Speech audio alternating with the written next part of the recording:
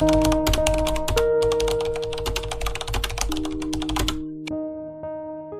scroll through Instagram, pretending it's connection. You call it friendship, networking, life. But Schopenhauer would call it what it really is, self-deception. You don't socialize because you love people. You socialize because you fear yourself. Every catch-up, every hangout, every let's grab coffee is just an excuse to avoid silence, because silence forces you to meet the only person you keep running from, yourself. Schopenhauer warned, almost all of our sorrows spring from our relations with other people. You think socializing makes you happy. He thought it makes you hollow. And when you finally sit alone in that silence you keep escaping, you'll realize he was right.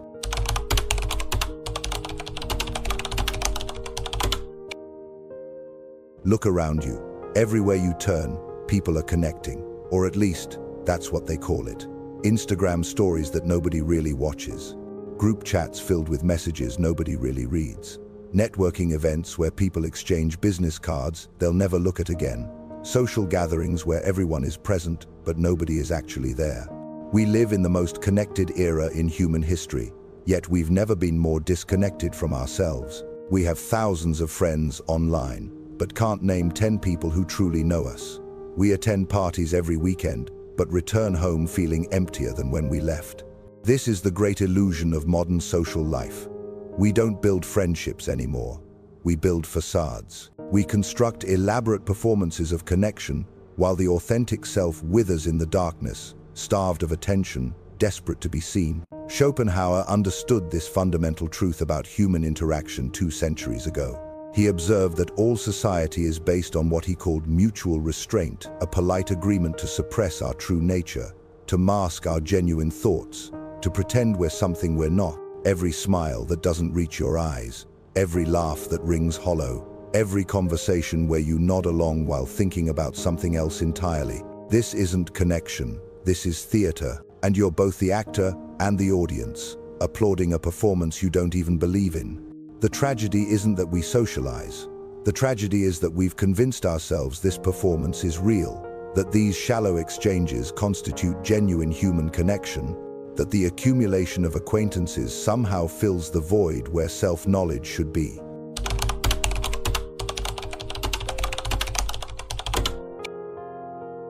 But let's dig deeper into what's really happening when you socialize. Because beneath every conversation, every friendship, every social interaction, there's a transaction taking place. An exchange so subtle, you don't even notice it happening. You trade authenticity for acceptance, inner peace for outer approval. Think about the last time you were at a social gathering. How much of what you said was actually true? How many of your opinions did you soften? How many of your thoughts did you censor? How many parts of yourself did you hide just to fit in, just to be liked, just to avoid the discomfort of being different? Schopenhauer captured this perfectly when he wrote, "We forfeit 3/4 of ourselves to be like other people." 3/4. That means for every 4 thoughts you have, you suppress 3 of them. For every 4 feelings you experience, you hide 3. For every 4 aspects of your personality, you bury 3 beneath a mask of social acceptability. What remains isn't you. It's a carefully curated version of you, edited for public consumption, stripped of everything interesting, everything unique, everything real. And here's the cruel irony. The more you socialize, the less you know yourself. Each interaction reinforces the mask. Each conversation strengthens the facade. Each party, each dinner, each coffee date pulls you further away from your authentic self, until one day you wake up and realize you don't even know who you are anymore. You've become a negotiator of your own identity, constantly adjusting, adapting, compromising, until there's nothing left to compromise. You look in the mirror and see a stranger wearing your face, someone who speaks with your voice but says nothing you actually believe. Picture it. You're at a party, surrounded by people, engaged in conversation. Someone asks your opinion on something, but you don't give your real opinion. You calculate. You assess the room. You determine what answer will be most acceptable, most likable, least controversial. You deliver that answer with a smile. Everyone nods. The conversation moves on, and somewhere deep inside, the real you dies a little more. This is the hidden cost of social life.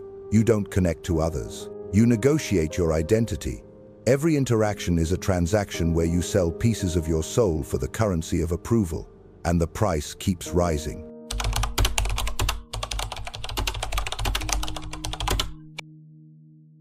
Now, you might be thinking, but I choose to socialize. Nobody forces me. I enjoy it. It's my decision. Is it though? Schopenhauer would challenge that assumption. He understood that human beings operate under what he called the will, a blind, unconscious force that drives our behavior without our awareness. We think we're making rational choices, but we're actually being pulled by invisible strings, puppets performing a dance we call free will. Consider this. Why do you feel anxious when you spend a weekend alone? Why does the thought of eating dinner by yourself in a restaurant make you uncomfortable? Why do you feel like you're missing out when you see others socializing online? These aren't rational responses, they're conditioning. Society has programmed you, from childhood, to fear solitude and crave company. Your parents worried when you played alone. Your teachers praised group work. Your peers mocked the loner. The message was clear and consistent. Being alone is bad. Being social is good. Schopenhauer wrote, "Men are driven by a blind will, not by reason." You don't choose to socialize out of genuine desire. You socialize out of fear, fear of judgment, fear of exclusion, fear of being labeled antisocial, weird, or broken. The herd instinct is powerful. It masquerades as personal preference while actually being social coercion. You convince yourself you want to go to that party, that you enjoy those gatherings, that you need those friends. But strip away the conditioning, remove the social pressure, eliminate the fear of judgment, and ask yourself honestly, would you still choose this? FOMO, fear of missing out, isn't about missing out on experiences. It's about missing out on the validation that comes from being seen, from being included, from being part of the herd. The anxiety you feel isn't because something amazing is happening without you. It's because your absence means you're not conforming, not performing, not playing the game everyone else is playing. And here's the darkest part. The herd doesn't actually want you there because they value you. They want you there because your presence validates their choice to be there. Each person in the crowd is looking for confirmation that what they're doing matters, that this gathering has meaning, that this isn't just a waste of everyone's time. You're not free when you socialize. You're obedient, and society has done such an effective job of programming you that you've mistaken obedience for choice.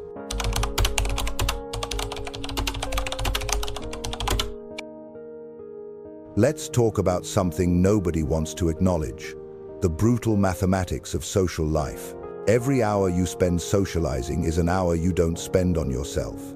Every evening at a party is an evening not spent reading, thinking, creating, or simply being. Every weekend consumed by social obligations is a weekend stolen from your own development. Schopenhauer said, "Lost time is gone forever." Simple words, profound implications. That dinner party that lasted 4 hours, that's 4 hours you'll never get back. 4 hours of small talk about nothing, of forced laughter at jokes that weren't funny, of pretending to care about stories that don't matter. What could you have done with 4 hours of solitude? You could have read a book that changes your perspective. You could have worked on that project you keep postponing. You could have sat in silence and finally heard your own thoughts. You could have done literally anything that serves your growth instead of your image. But you didn't, because you were performing, because you were maintaining relationships, because you were afraid that if you said no, you'd be judged, excluded, forgotten. The extroverted ideal has convinced an entire generation that a full social calendar equals a full life. That being busy with people means being fulfilled. That constant companionship is the same as constant happiness. It's not. It's the opposite. You think you're living life to the fullest, but you're actually dying slowly, scattered across dozens of shallow interactions, fragmented into 100 different performances, never whole, never present, never truly yourself. Every hour you give to the crowd is an hour stolen from your own mind. Every conversation that doesn't challenge you is a conversation that diminishes you. Every relationship that requires you to be less than you are is a relationship that's killing who you could become. The person who socializes constantly doesn't live more intensely, they live more superficially. They skim across the surface of life, touching everything, penetrating nothing, accumulating experiences without experiencing depth. Meanwhile, the person who chooses solitude dives deep. They don't know 1,000 people, they know themselves. They don't have 100 conversations. They have thoughts worth remembering. They don't attend every event. They create meaning in silence. Time is the only resource you can never recover, and you're spending it like it's infinite, trading hours of your limited life for the temporary comfort of not being alone with yourself.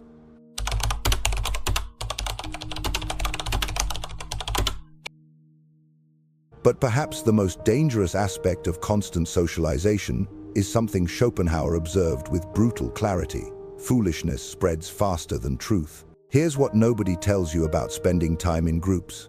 You don't elevate to the highest level of intelligence in the room. You descend to the average. And the average, as Schopenhauer noted, is disturbingly low. He wrote, "The wise have always said the same things, and fools who are the majority have always done the opposite." This isn't elitism, it's observation. Look around. The crowd doesn't seek wisdom, it seeks validation of its existing beliefs. It doesn't want truth, it wants comfort. It doesn't reward depth, it rewards conformity. Stupidity isn't just individual ignorance, it's collective mediocrity. It's the tendency of groups to normalize the lowest common denominator, to punish anyone who thinks differently, to enforce an unwritten code of acceptable opinions. You see this everywhere. In your friend groups, where certain topics are off limits not because they're offensive, but because they require thinking. In your workplace, where innovation is praised in theory but punished in practice. In social media, where nuanced thought is impossible and hot takes are currency.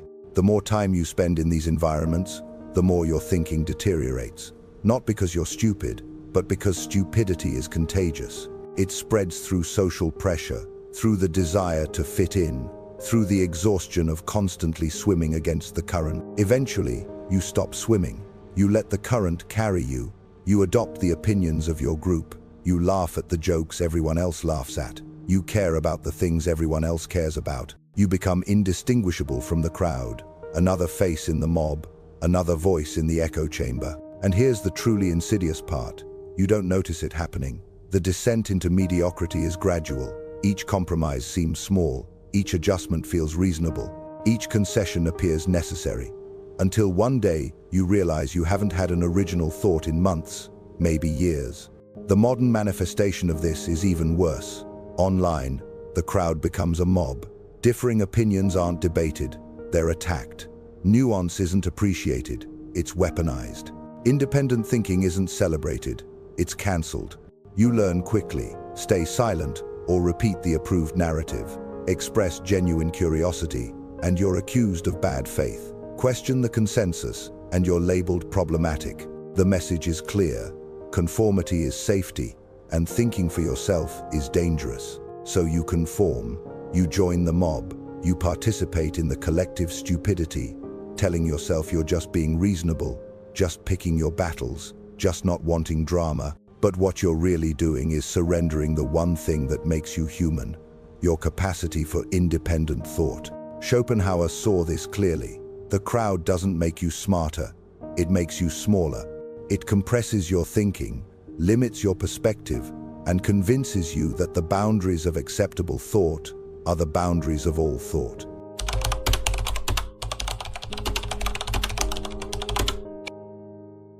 Let's talk about friendship, because if there's one sacred cow we're not supposed to question, it's this one. Friendship is good. Friendship is necessary. Friendship is what makes life worth living. Or is it? Schopenhauer would argue that most of what we call friendship is actually mutual dependency disguised as affection, a polite agreement to validate each other's choices, to support each other's illusions, to never challenge each other too deeply. Think about your friendships, honestly. How many of them would survive if you stopped performing?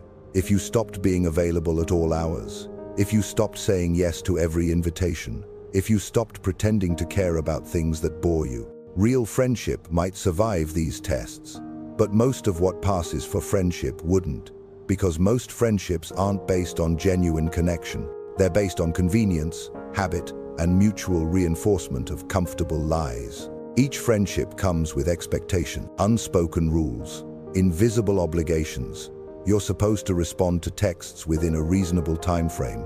You're supposed to remember birthdays. You're supposed to show up to events. You're supposed to care about their problems, celebrate their successes, validate their decisions. These expectations are chains. Sweet chains, comfortable chains, but chains nonetheless. They bind you to a version of yourself that exists only to serve the relationship. The moment you deviate, the moment you prioritize your own needs, the moment you set a boundary, you discover how conditional most friendship really is. Schopenhauer wrote, "The best part of a man's life is the time he spends alone." This isn't cynicism, it's recognition that in solitude, you're free from performance. You're free from judgment. You're free from the constant negotiation that social life requires. Friendship demands sacrifice. It demands time, energy, emotional labor. It demands you show up even when you don't want to, listen even when you're not interested, care even when you're exhausted. And what do you get in return? The comfort of not being alone, the validation of being liked, the security of belonging. These aren't worthless. But are they worth the price? Are they worth the pieces of yourself you surrender? Are they worth the time you lose, the energy you expend, the authenticity you sacrifice? Most friendships are maintenance relationships. You maintain them not because they bring you joy, but because ending them would be awkward, lonely, or socially unacceptable. You keep showing up not because you want to, but because you're supposed to. You keep performing not because it's fulfilling, but because it's expected. And beneath all of this lies an uncomfortable truth. Many people cling to friendships not out of love, but out of fear. Fear of loneliness, fear of judgment, fear of confronting themselves in silence. The friendship isn't the goal, it's the escape. Real friendship, the kind that honors your authentic self, that allows space for solitude, that doesn't demand constant performance, is rare. So rare that most people live entire lives without experiencing it. Instead, they accumulate acquaintances, call them friends, and wonder why they still feel alone in a crowded room.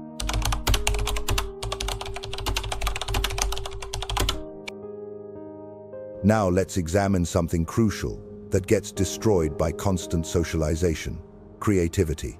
Every great work of art, every scientific breakthrough, every philosophical insight, every innovative idea, they all share one thing in common.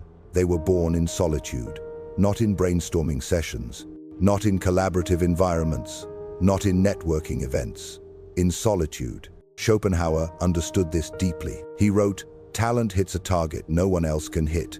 Genius hits a target no one else can see. But you can't see targets nobody else can see when you're constantly surrounded by people pointing at the obvious ones." Creativity requires space, mental space, emotional space, physical space. It requires the freedom to explore ideas without immediate judgment, to pursue thoughts without having to explain them, to fail repeatedly without an audience. But modern life offers the opposite. Every idea you have, you're encouraged to share immediately. Every project you start, you're supposed to post about. Every creative impulse gets filtered through the question, what will people think? This is poison for creativity. Because the moment you introduce external voices, even supportive ones, you compromise the purity of your vision. You start editing before creating. You start performing before discovering. You start serving an audience before you've served the work itself. Think about it. When do your best ideas come? In the shower, on a walk, in the quiet hours of early morning, in moments of solitude when your mind is free to wander, to make unexpected connections, to explore forbidden territories. But how much time do you actually spend in this state? How many hours of your week are truly solitary? For most people, the answer is disturbing.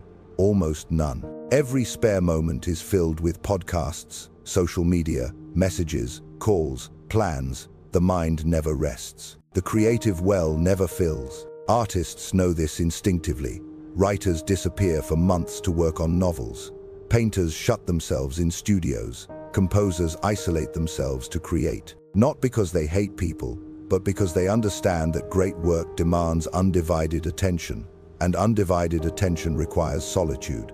The same principle applies to any intellectual or creative endeavor. The programmer who builds something revolutionary isn't working in an open office with constant interruptions. They're alone, focused, immersed in a flow state that's impossible to achieve in company. The entrepreneur with the disruptive idea didn't find it in a networking event. They found it in hours of solitary contemplation, of thinking deeply about problems while everyone else was too busy socializing to notice the problems existed. But here's what happens in modern social environments. You share an idea early. People give feedback. They mean well. They want to help. But their input dilutes your vision. Their perspectives limit your possibilities. Their well-intentioned suggestions pull you toward the conventional, the acceptable, the safe. Soon, your original idea, the one that came from your unique perspective, from your solitary contemplation, becomes a committee project. It becomes everyone's idea, and therefore no one's.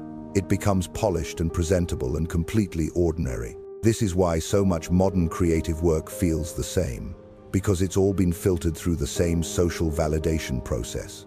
It's all been compromised by the same fear of judgment. It's all been smoothed into the same acceptable shape. The truly original thinkers, the genuine innovators, the authentic creators, they're the ones who protect their solitude fiercely. They understand that every hour in company is an hour of creative suicide.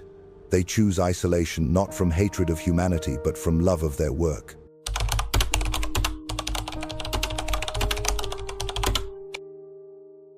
But why is this so hard to see? Why do so many people sacrifice their authentic selves on the altar of social acceptance? Why is solitude treated as a disease rather than a choice?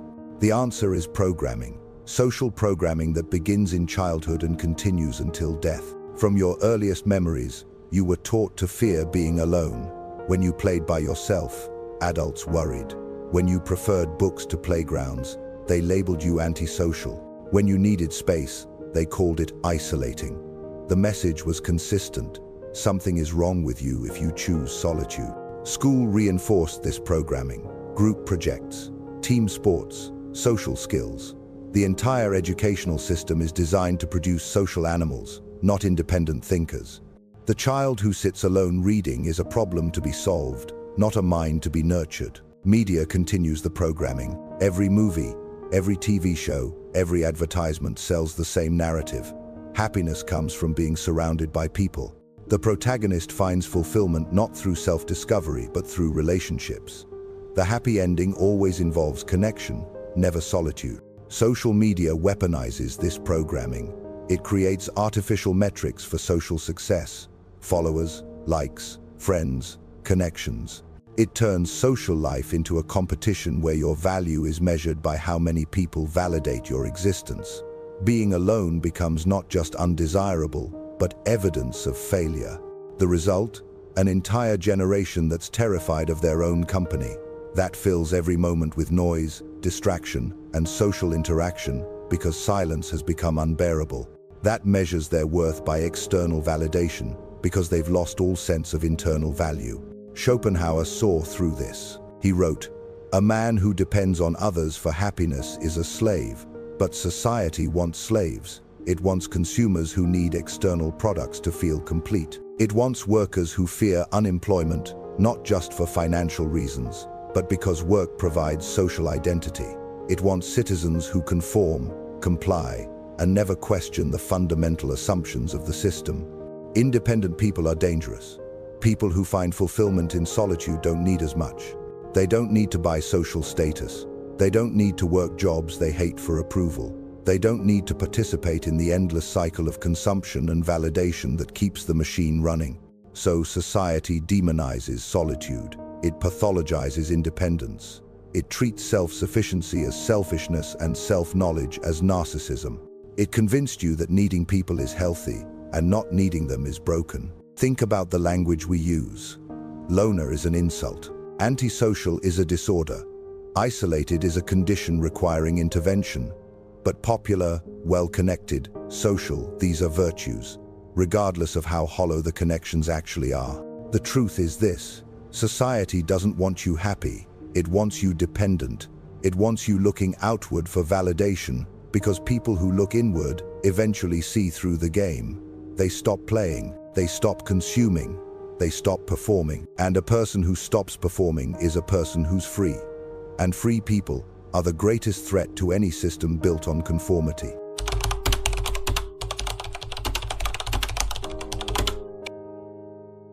So what do you do with this knowledge? How do you break free from the programming?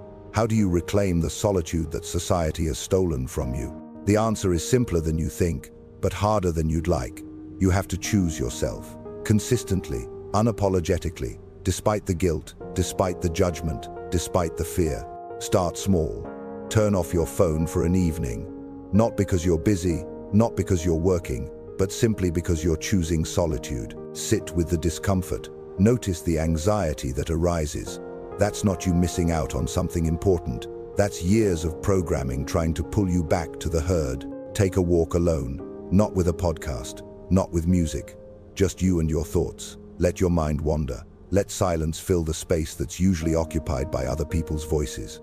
At first, it will feel wrong, boring, lonely, but push through. On the other side of that discomfort is something you've forgotten, yourself. Start saying no to social obligations. Not all of them, just the ones that drain you. The events you attend out of obligation rather than desire.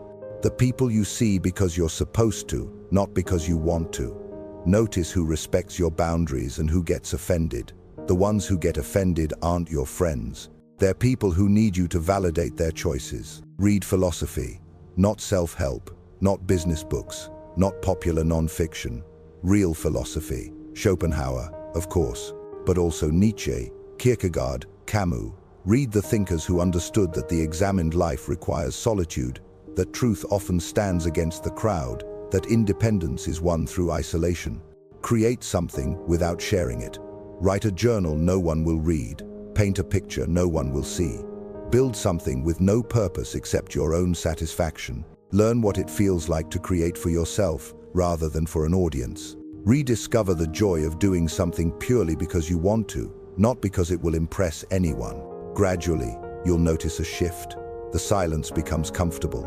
Your own company becomes preferable to most others. The opinions of the crowd become less important. You start making decisions based on what you actually want, rather than what looks good to others. This is the path to independence. Not isolation, because you can still choose connection when it's genuine. But independence from the need for constant connection. Freedom from the tyranny of other people's expectations. Schopenhauer wrote, "The more somebody has in himself, the less he needs from the outside." Build that inner wealth.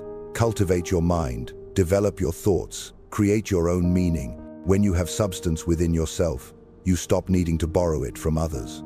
Picture it, you, sitting alone in a quiet room. Not lonely, not waiting for something better, not checking your phone every few minutes. Just present, just whole, just yourself. The light comes through the window. You're reading, or thinking, or simply being. And for the first time in years, you feel complete. This isn't sad. This isn't missing out. This is liberation. You don't lose connection when you choose solitude. You find the only connection that matters, the one with yourself. And from that foundation of self-knowledge, genuine connections with others become possible. Not necessary, but possible. Not desperate, but free. The crowd will judge you. They'll call you antisocial. They'll worry about you. They'll try to pull you back. Let them. Their discomfort with your solitude reveals their own fear of it. Their need for you to socialize exposes their own dependence on external validation. You're not broken for choosing solitude. Everyone else is broken for being unable to handle it. So here we are, at the end of this journey through Schopenhauer's dark perspective on social life. And you're probably wondering, is he right? Is socialization really just elaborate self-deception? Are friendships really just mutual dependency? Is solitude really the path to freedom? The brutal truth is this: if you do not love solitude, you will never love freedom. Because only in solitude are you truly free. Free from performance, free from judgment, free from the constant negotiation of who you should be to make others comfortable, free from the exhausting maintenance of relationships that don't serve your growth, free from the tyranny of other people's expectations. This doesn't mean becoming a hermit. It doesn't mean rejecting all human connection. It means understanding that the quality of your relationship with yourself determines the quality of every other relationship you'll ever have. If you can't sit alone in a room without discomfort, you're not really present in any room full of people. You're just running. If you need constant validation from others, you're not building connections. You're collecting mirrors to reflect back the image you want to see. If you fear silence, you'll never hear your own truth. Schopenhauer didn't hate humanity. He simply understood that society creates elaborate illusions to keep people compliant, dependent, and afraid of their own company. He saw that most of what we call connection is actually performance, most of what we call friendship is actually transaction, and most of what we call living is actually escaping. The system is designed this way. Society needs you to be social because social people are controllable. They care what others think. They follow norms. They consume status. They don't ask too many questions because they're too busy maintaining relationships to question why they're maintaining them. But philosophy offers liberation from this system, not through rebellion or rejection, but through understanding. When you see the game clearly, you can choose whether to play. And if you choose to play, you play consciously, not compulsively. The greatest of all pleasures, Schopenhauer wrote, is to be independent of others, not indifferent to others, not cruel to others, independent, capable of standing alone, comfortable in your own presence, sufficient unto yourself. This is what society fears most. People who don't need its approval. People who find fulfillment in solitude. People who can look at the crowd and simply say, no, thank you, without guilt, without explanation, without apology. When you reach that point, when you can choose solitude without feeling like you're missing out, when you can sit in silence without reaching for distraction, when you can be alone without being lonely, you've achieved something rare and valuable. You've become free, and that freedom will terrify the people around you, because your independence holds up a mirror to their dependence. Your comfort in solitude exposes their terror of it. Your authentic life reveals the performance in theirs. They'll try to pull you back. They'll call it concern. They'll frame it as caring. But what they're really saying is, your freedom makes me uncomfortable with my chain. Let them be uncomfortable. Your liberation is not your burden to justify. So here's what I'm asking you to do. Stop performing. Stop pretending that constant socialization makes you happy when it actually makes you hollow. Stop maintaining friendships that require you to be less than you are. Stop attending events you don't want to attend. Stop saying yes when you mean no. Stop running from the one person whose company you'll never escape, yourself. Choose solitude, not always, not completely, but choose it enough to remember who you are beneath the social masks. Choose it enough to hear your own thoughts above the noise of the crowd. Choose it enough to reclaim the time and energy you've been spending on performances that don't serve you. And when you finally sit in that silence you've been avoiding, when you face yourself without distraction, when you meet the person you've been running from, you might discover something unexpected. You might discover that you're actually quite good company, that your own thoughts are more interesting than most conversations.